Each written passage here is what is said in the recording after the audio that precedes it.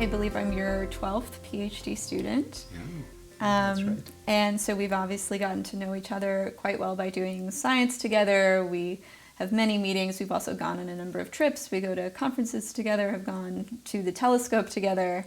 And so that's been probably one of the major ways in which you and I have gotten to know each other. Mm-hmm. But of course, we've also done a bit of co-teaching and co-mentoring, which has been really enjoyable. So you and I both taught at the prison teaching program at UC Santa Cruz.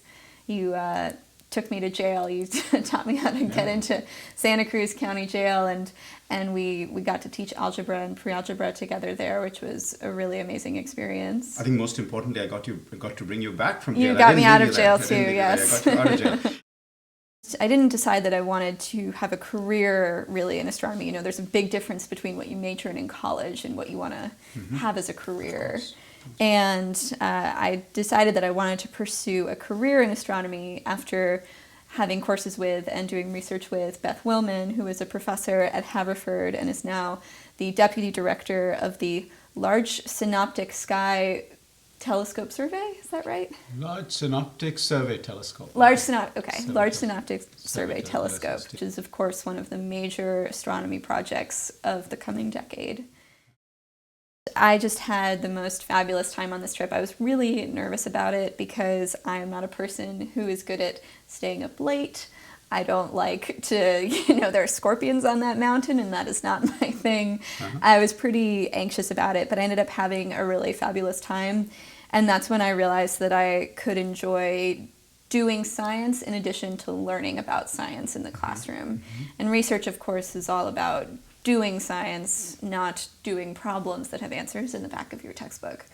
And so it was actually on that trip back from Kitt Peak where I was on the plane flying back to New York, and I just had a moment of clarity where I just knew that I wanted to go to grad school in astronomy. And so I paid, the $8 or whatever exorbitant cost it was for this really terrible internet that they had at the time on the plane so that I could Google astronomy programs. And I hadn't seriously considered it up to that moment.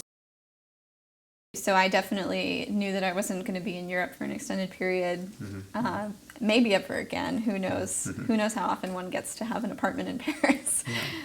So I absolutely took advantage of my time abroad and had a really wonderful year. And it was also really good for me to have a break from being in school. You're in school your entire life if you go straight through to graduate school.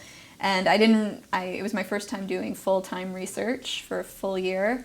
And I think that after, I worked very hard at undergrad, and it was a real relief that I didn't know that I needed until it was happening to me, to have this break where I was just doing research. I wasn't worried about deadlines and homework and grades. I was just doing work. And that's ultimately what graduate school is like after you get through the master's portion of graduate school. This is a good segue into this notion of things you learn and things you own.